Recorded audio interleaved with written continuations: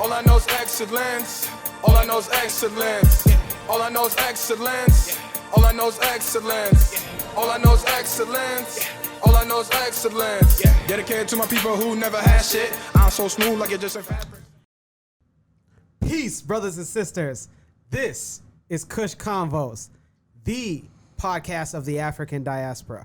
As always, welcome. I'm your host, Ochanda, with my brothers, King Kush and Warrior.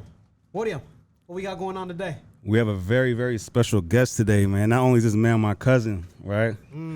But he's also a very successful young man. We actually grew up, like every summer, either he'd come to like my house in South Dakota or I'd go to Minneapolis, Inver Grove, you know what I'm saying? And spend time with him and the fam. So yes, sir. I've been very fortunate to watch him grow up, you know, from a young kid playing hockey, you know. He play hockey? Yeah, playing hockey, man, playing with the puck. You know, to now a young man who's in, you know, medical school. And of course I'm proud as hell of him for that. But I'm even more proud of the work he does in the community. Before, like, he was actually accepted into medical school, he was teaching in Massachusetts. You know, he was an educator. Wait, what? Yeah, he was an educator while preparing to actually take the next step and getting into medical school. So with our topic today on education, you know, I felt he was the perfect person to bring in because he's one of us, and he's one of us that's making it to that level. He can be a tremendous resource to the next generation of, you know, African youth that are trying to make it out here, first generation diaspora, you know what I mean? Yes, So sir. Murseuk, man, how you feeling? Hey, what's going on, big dog? Suki.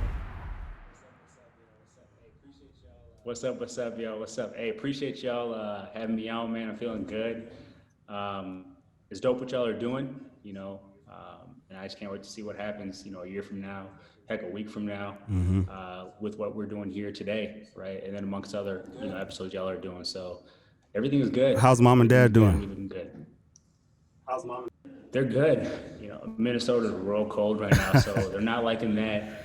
Yeah. But, you know, for the most part, the pandemic and everything going on, you know, they're in good health, good spirits. And I think, you know, Yes, sir. with everything considered, they're well. They're doing well. Okay. How about y'all? How are y'all families doing? I mean, I know this last year's been interesting for all of us for a host of reasons.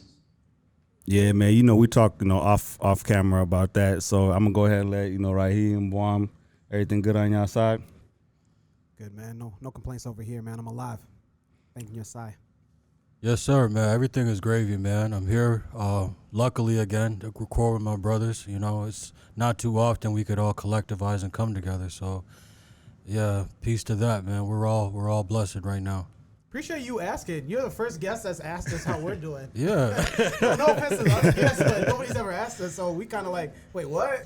Appreciate it, man. Shout out to black men concerning for each other. It's a podcast, and y'all are quote unquote interviewing me, but I mean, it's a relationship, right? It's a conversation we're trying to have. So what's a conversation about having a back and forth, you know, questioning of how we're doing or whatever it may be, right? So, Right. yeah. So speaking of, you know, questions, my first thought that comes to mind is he brought up that you were an educator, you know, in one of these United States of America.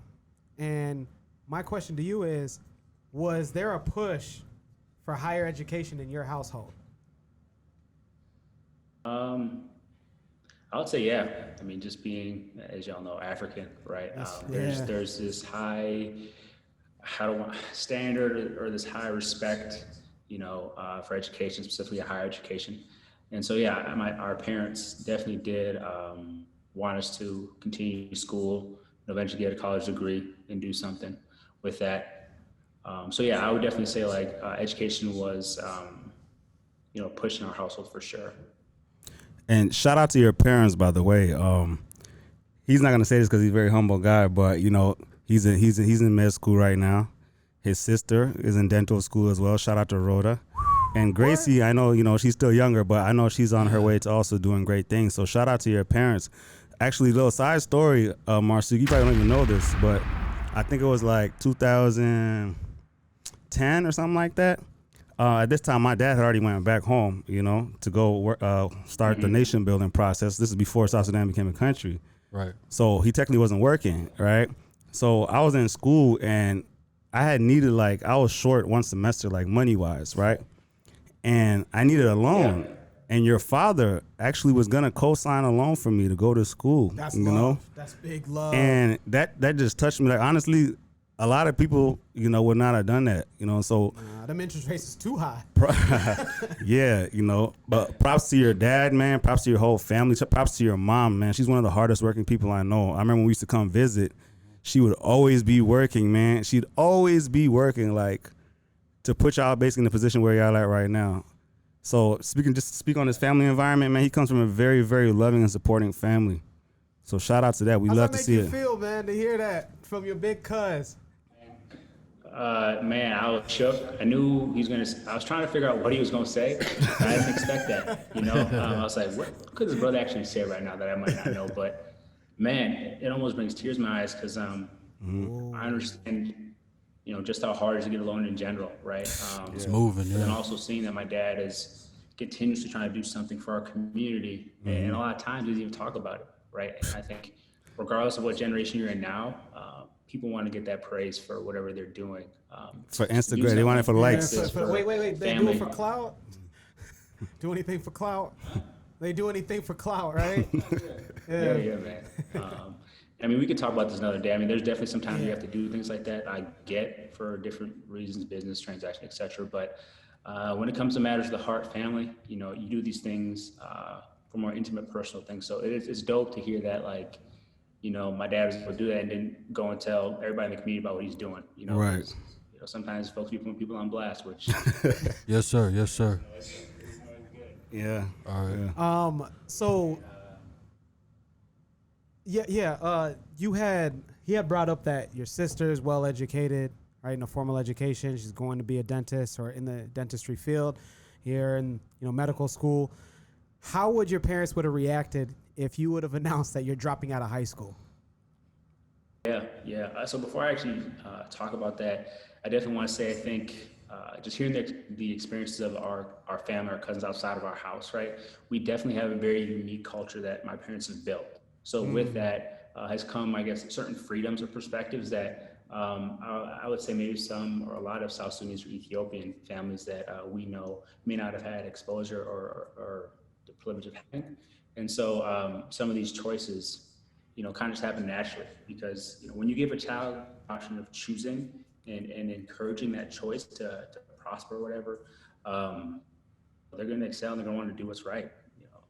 But yeah, so I think at the time, because everything was so new to our family and we were holding that, the African culture or these ideals we had so tight to our hearts that it would have been tough for them, right? It would have been something that they wouldn't have agreed with. Because I have an older brother actually, and he actually ended up leaving our home when I was younger and dropped out of high school, right? Ends up coming back several years later. And I can honestly say before then and before what happened, if one of us were to do that, the backlash would have been significant. But I think because of what they've learned with him and him coming back and just kind of having those epiphanies or those more mature moments and kind of talking about what happened and discussing with them, they've learned to say, you know what, there's multiple different ways of doing certain things. And part of life is learning and making mistakes. So I think that's the approach they've taken. But early on, nah, man, they were a trip for sure. I think that's the answer that most people would probably assume that. Yeah, it wasn't gonna go very well. I didn't even know that you had an older brother, so some news to me. He's much older. Yeah. They just moved to Belgium actually last week. He's military with his wife, so. Okay. We'll talk more about that. I got a lot of questions personally for you. We'll talk about that. So, Murseuk, you're in med school right now, so you've been on that side of the spectrum, but you've also been an educator as well. So as an educator, do you feel like the American school system provides the resources for African children to be successful African people? That's a good question. I mean, the easy answer is obviously no, right? Right. We have a hard time providing resources and just basic education on African American folks that consider themselves full-blood Americans. So Right. Why would you go out and do something for a different country other than trying to find ways to do a business transaction. So no, I do think when it comes to education, trying to answer that question too, if there ever was a time that we allowed for more education on African American history, culture, that started even before the U.S., right, or just Africa as a continent, different countries within it, that would definitely make changes for a bunch of people, not just African kids going to American schools. But I would say that I think there needs to be more of a relationship and a marriage between education and home, right? Like, I don't think a lot of people understand that, like, when it comes to education and what you learn, the bulk of it actually happens outside of the classroom. It's not one of those things that you just go in a room and someone just talks to you for an hour and you switch classes or whatever. It's something that's just like, hey, like, I'm going to give you these tools. I'm going to present something to you. You put together, let me test you, see where you're at, and you move on, right? But a lot of those things have to happen outside. So I think if we could find a way to add more African culture within, American-based schools, but then also like find a way to marry, these two cultures, and also ideas of like, education in the classroom and then at home, we see a lot more growth in that respect. We should be working on the same team, not, on opposite teams, or just like playing daycare for our kids, essentially. A lot of schools do that. Yeah. I'm sending my kid to school because I need daycare. Yeah. Pretty much, man. So despite not having these resources, I just think it's a testament to African people in general that we're some of the, according to demographics, we're some of the most highly performing demographics of all people that go to school. Like, especially our women. Our women are some of the most highest educated people in the country. Bop. Can we get a Kush bomb for that? Yeah, Kush bomb. Let's go. So if we could wait. Can you say that again with your chest, bruh? The African demographic, particularly African women, is the most highly educated demographic in the country, So I feel like if we just actually had the resource, or we could take the resources back, we could really help our own people back home, because clearly we're not dumb, Like the media tries to portray us in certain ways. We're not dumb, we're not stupid. We just lack a lot of resources, but we still prosper without those resources. So I think changing that narrative is very important, And a lot of that is like, we got to do our thing back home too. Like, we got to, like, I had took a class, right? And the case study was on Senegal. So there's a university, I think it was Dakar University, was one of the highest, it was outperforming majority of French universities. Wait, what? Yeah, Dakar University is one of the best schools. In Senegal? Yeah, this is after independence. So like 1960? Yeah, I think they did the study like 1966 or 67, something like that. But the school that they had chose, Dakar University, was outperforming majority of schools in France. In France? Yes. Yeah, who colonized them? That? That's huge, man. Can we get another Kush bomb for that? Another Kush bomb, So that just goes to show, and this goes to a lot of African leaders and a lot of African governments, that if we put the resources there, we can have the best. We'll have Europeans coming to study in Africa, just like they did when they were, Can we just? My bad. That leads me somewhere, because you brought up like African leaders, right, should be able to bring that back, right, outperforming the rest of the world. My question to you, Murseuk, Suki is what I call you. Many past and present African heads of state are educated in higher education in Western countries like Russia, England, France, and the United States. Exploitation, corruption, and genocide become a common practice among these same heads of state.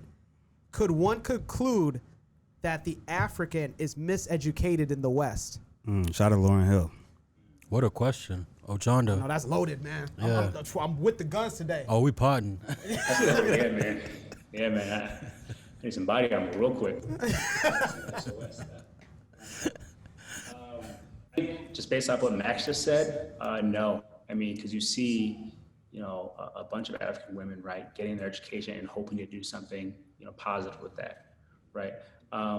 So this idea of, I think, education being a tool to be divisive is definitely possible because of what it allows, right? It allows you to have a certain, standard. It allows you to have access to certain things that some folks don't. And the idea is that, you got an education, at a university, out of Africa. I mean, like, who's not going to jump on that, right? So I think the bigger issue that you may run into when it comes to answering this question is not necessarily education, but like, as you are studying, with a Western, ideology behind it.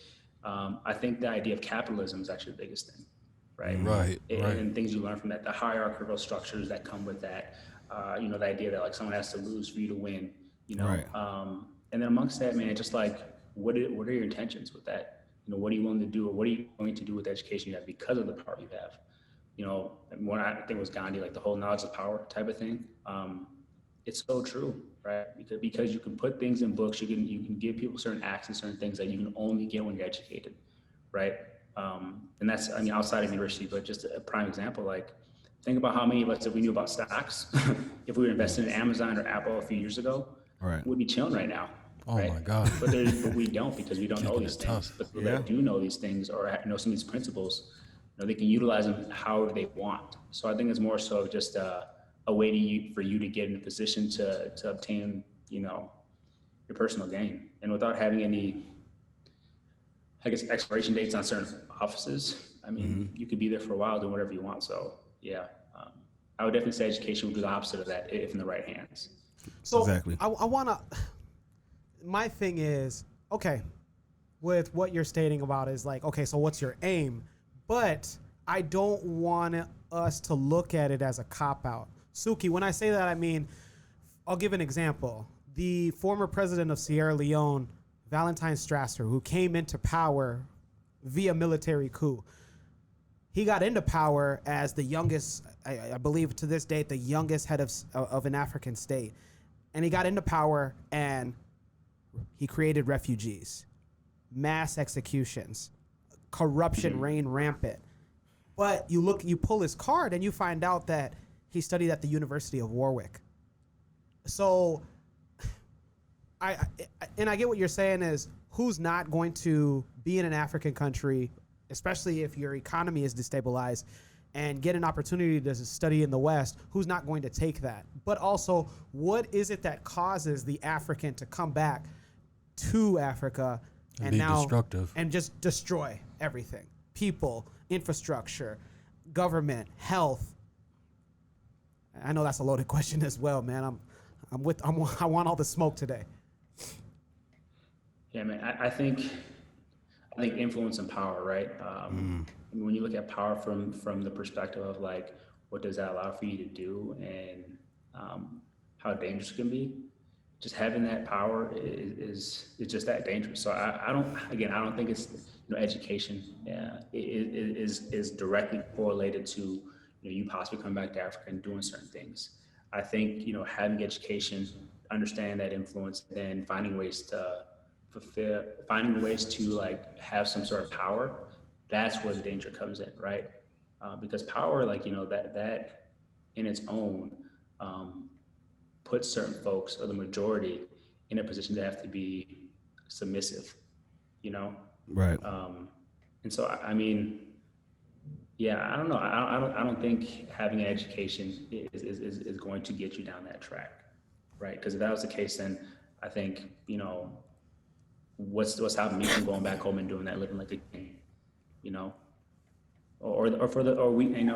do talk about a lot of corruption. And again, I can't sit here and tell you I know all the answers, because I'm talking perspective of only like my education being utilized in the United States, and I'm only going based off what I read in articles or conversations with my parents. So I could be, pretty ignorant to certain things, right? But I think, I just lost my train of thought. You mentioned power, Murseuk, right? Power is actually a very important aspect of this conversation, because, let's use South Sudan as an example, right? 70% of the population is illiterate, right?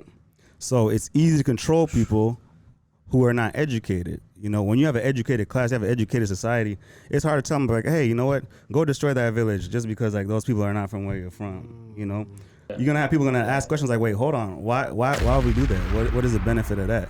But when everything's just based off, like, well, this person's from A, B, and C, and I'm going to rock with that, you create a lot of that disunity and corruption. There's that unity word. A lot of destructive just vices in the country.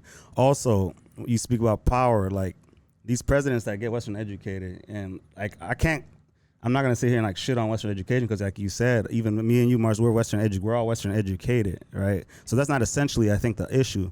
The issue is like a lot of presidents, they want to keep power, keep their kids, keep it in their bloodline. They make sure their kids are educated so they can come back and rule the masses that are not educated. Right. So it all comes down to power. That's what it comes down to.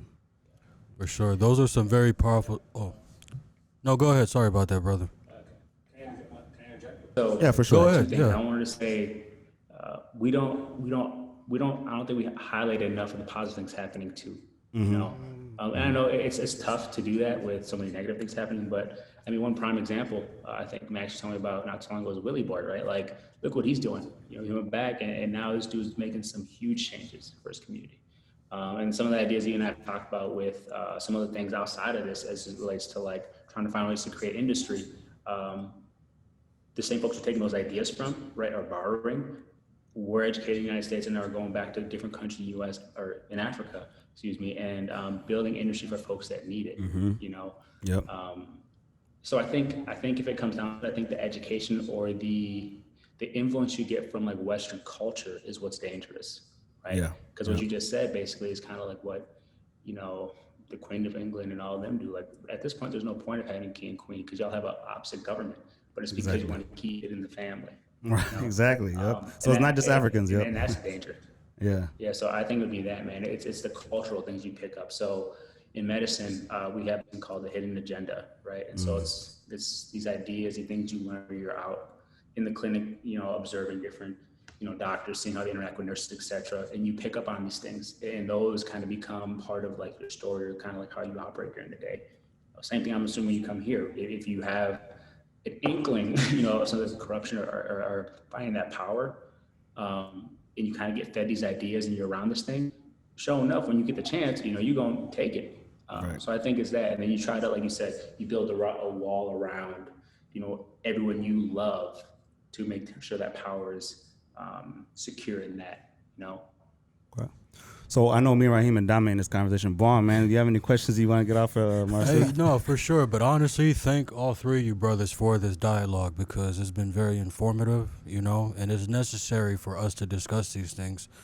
And we should make it more normal for us to actually congregate and discuss things such as education. It's very neglected in our community. Exactly. But Murseuk, I got a question for you. Since we're speaking on Western education, how we're all Western educated, how do you feel about Michigan making plans to not teach Black history, and how do you think that's going to affect kids in the educational system in that community? Man, it's a constant reminder of, you know, because you're Black, where you stand in this United States, right? You not educating folks on their history or part of American history in general is stripping them of some truths and realities. Live. So That's right now as we're talking. I think it's toxic. I think it's something that is going to hurt a lot of people in the long run. I also think it's a retaliation of what's been going on lately with everything politics here in the States. So I don't know. I just think it's another way for folks to just remind yourself, you know, it's kind of, I don't know if y'all have seen 13th Amendment on Netflix, but it's of white course, lash, right? So anytime you've had, you know, prominent Black figure, it's always followed up by some type of, you know, white figure that's reminding you where you're at, you know. Exactly. So I got a, yeah. Obama, Trump, you know, Yeah. you know, Nixon, you know, all that, you know, so it's just this reminder of, oh, don't forget. And something we talk about another time that I'm hoping, you know, we can definitely discuss is this thing about empathy, right? Like I would argue that Black people, African Americans in the United States, or any minority for that case, have to show empathy, you know, and when we're told to empathize with everything that happens to us, you know, from the beginning of time. And I would argue that folks that, you know, are non-pigmented are kind of like that because exactly. You see it constantly. You see it with this idea of like, you know what, let's not, you know, educate folks about Black History Month. You know, let's not talk about these issues that are real, right? Right. It's pretty sad, man. But Right. yeah, that's a conversation for another day for sure. So I got two things to add. First and foremost, I believe that this guy, I was gonna call him a brother, but you know, it's skin folk ain't your kinfolk all the time, right? I believe this guy is Nigerian, right? is originally of Nigerian descent. Yeah. So Who we talking about? the guy from Michigan that Yeah, wants the to cancel Black politician History from Month. Wait, is a brother? Yeah. I mean, I won't say he's our African. brother. He's a but- brother, bro. Yeah, they say I think he's Nigerian, but from one thing I gotta say about that, He was at our dinner table. as Africans, we don't have the right to tell African Americans what to do with their history. Let's go. Like, Right. Let's we go. have no right. Let's go. They've had their history ripped away, so we have no right to be like, hey, let's go ahead and rip some more history away from y'all, right? And as we were just speaking, we just were notified that Utah is actually going to allow, its students to opt in or opt out of Black History Month, so this thing is real now. And the unfortunate part, this thing was started off by a black man, like he started this off. So now everybody can be like, well, we weren't the first ones. Like, dude from that Nigerian guy from Michigan They started found their that, poster child for this movement, and unfortunately, it has to be a black man. But before we get lost in our sauce, brother, I got another question for you. What can we do to spark enthusiasm for education in our youth? Yeah. We have to find ways to make education more personal, right? Help kids find ways to like connect with it in a way where they see for themselves that it's important, right? Because I mean, our whole lives we're taught go to school, get education. But somebody else is telling us what our value is in that, right? Instead of like trying to find ways to nourish what we already have and spark that interest. So I think engaging kids in ways that makes education fun, finding out what they want to do, and finding out ways to implement, different principles of science, math, whatever into it is the way we do it. But then also, I think reminding folks and showing folks the value in it, right? Having more conversation like this with different diverse people that do have education or whatever, to come in and speak and just talk about what they've been able to do. Because I can honestly tell you, like, if I didn't go to college and move from Minnesota to Mississippi to Arizona across the country, I would have met certain people I met that gives me access to certain things I wouldn't have had before. So that's one thing about education. Like, you can say, you know what, there's no real value because now, like, you can have a college degree and really mean nothing. But if you make your connections, I mean, there's folks you can meet that can open up certain doors for you, right? And that's what it's about at some point. Like, you play the game in a sense where it's like, okay, who can I have access to now? Or what can I have access to because of my level of education, because of like how I've been able to move with these things. And that doesn't mean you have to go and get a college degree or a professional degree, right? That just means like, hey, as soon as I finish high school, I need to educate myself and continue to, right? Right. That's why, you see, a J. Cole, a Kendrick, a Jay-Z, for example, doing what we do and making the movies, because he's surrounding himself with these people that are educated and educating themselves about these things about business.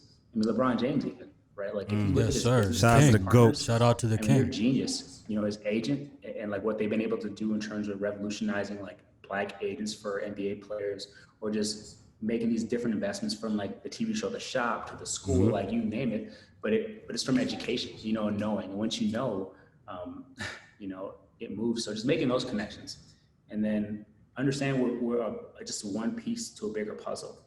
I think that's the biggest thing for me when it comes to education, is knowing that like what I'm doing is not just about me, right? It's about when I meet y'all's kids, what we're going to conversate, talk about, and spark interested, what they're going to do for another kid, etc. Right. And us being African, man, it's just the whole idea of like, it's taking a village to raise a child. So it's a well-rounded question, man, like with multiple pieces to it. Right. So Murseuk, let's take this a little different direction. I know you're a busy guy, so we're gonna wrap it up here with you. But before we do that, you speak on helping kids, right? So in 2020, you started a nonprofit called PackAsmyle, right? So I'd love for you to speak more on that and what your vision is for that, especially in the next 5 years. Yeah. So with my background in education and just like thinking about, what it took for me to get to medical school, because I'm not the traditional student, right? Yep. A lot of those things that I had access, like I told y'all, were because of people I met, because of travels I've had. Could some of that heartache, could some of that, access could have been avoided if I would have done things right earlier? Yes, but I didn't know, right?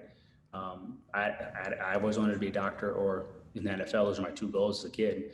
But like, I've never seen a black doctor until I got to Arizona. I was 25, and you can say what you want about that, but it does make a difference. So representation matters. I think started from my personal story to like the kids I met throughout my trials, right? So when I was in Mississippi, some of my kids wanted to go to New York and get into like dance school, right?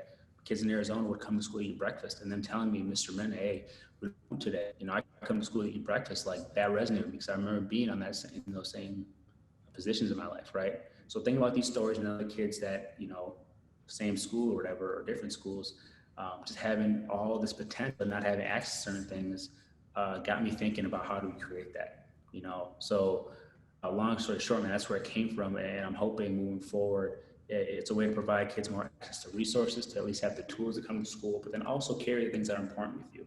You know, PackAsmyle, we start our relationship with any school we get involved with the backpack, right? And it's just our commitment to you saying, hey, like, look, education is important to us. We think it's important to you. We want you to do something with it, but then at the same time, here's the backpack to carry whatever you feel is important to you with you, right?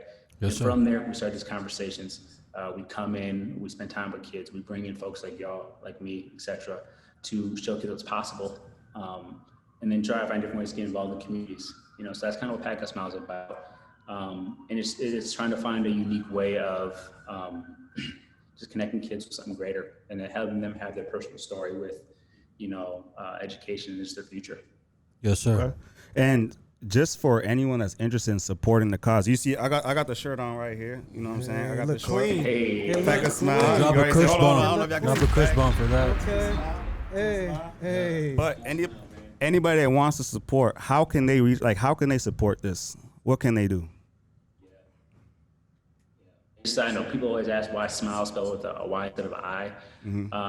So I was actually at an after school program at the Y, and me and this kid were talking. I was like, yo, man, like, how do I stay connected with y'all? Just, you know, could you support you? He's like, man, backpack drive, let's do it. I said, bet, you know. The next day I come back, I was like, we need to find a name. He said, oh, got it, PackAsmyle. I was like, yo, how's this dude coming up with all these answers so quick? Anyway, we ended up changing the word smile from an I to a Y. Yeah. I'm telling you, that dude's on point that day. I was like, bro, like, the way you come up with this stuff, man, like, you keep at this rate, I wouldn't be surprised if you were the first person to build, you know, something to the moon that has never been done before. You know, I'm talking about.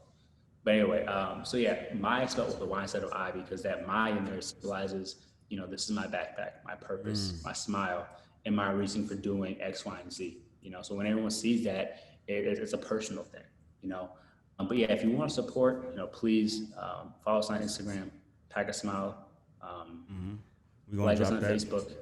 That's the biggest thing. If you want to get involved, we're trying to find ways to get different schools to backpack drives, you know, so whether that be like your school, starting a backpack drive for your school, for a school that you want to support. We're not branch out and doing those things. So if you want to do something like that, please reach out to us. You can always donate at our website, www.packasmyle.org. If you have any ideas or different ways of like adding, you know, a twist to this nonprofit, hit us up. You know, we're always looking for ways to connect with folks, ways to empower, enrich, and make things unique in a way that will reach more kids, right? So it's just an ongoing thing that's going to continue to develop. So any idea you have, even with the shirt design, like, please reach out. That's what we're about right now. Okay. So I want to end on this.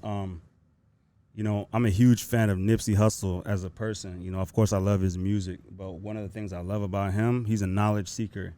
He always references the books that he reads and how that's played a role in his thought process and a lot of things.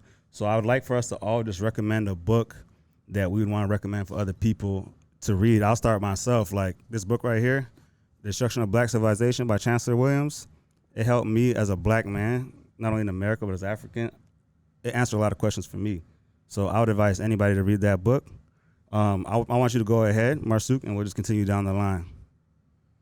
Yeah, man, a bunch of books we could recommend. I'll send y'all the list, and if anybody wants to read, For sure. We're gonna add. We're gonna have a list book. at the end. Yeah. Cool, bet. The number one book, man, and this is kind of what helped me, you know, take the next step in faith and just move forward with what I want to do. And also my brother, he's always wanted to do the military for whatever reason. And this book kind of helped him say, you know what, like, I want to find my personal legend, my calling, my purpose in life. And that's The Alchemist by Paulo Coelho. Yes, and it's yes. a great book. It's one of those books you can read every, you know, year, every 3 to 5 years, because as you read it, you know, your eye and what you're thinking about changes and focuses on certain things, you know. But it's just a story about, you know, a kid who's trying to find out his purpose in life and has an idea about it, but is scared. But when he takes that step, he finally finds out that like things kind of like start adding up, you know. And I've seen that in my life too. It's one of those things that you may not always get what you want right now per se, but you get exactly what you need when you need it. So timing is big. But just hearing the story and reading it through that lens is really dope, easy read. So I definitely would start there for sure. Appreciate that, man. I've been hearing about The Alchemist, so you know, I might take an interest in that. For me, I got 2 books. The first one is The Book of Power by Onitase Kumat. It's the Book of Power. I don't have to describe that. And then the second one is Stolen Legacy by George James. This book means a lot to me because we as black people globally, especially ones that are educated in the West, were taught that we didn't invent anything. We didn't create anything. We didn't have our philosophers. We didn't have our mathematicians. Now, for those of you that may not know, there were schools in Africa that took you 40 years to complete. And those schools brought those philosophers from Greece, from Rome. They were taught by Africans, and they went back to those countries in Asia, in the Middle East, and they started their own ideologies. This is called Stolen Legacy. This is a book all about it. Yes, sir, man. Shout out to all that knowledge you guys just dropped.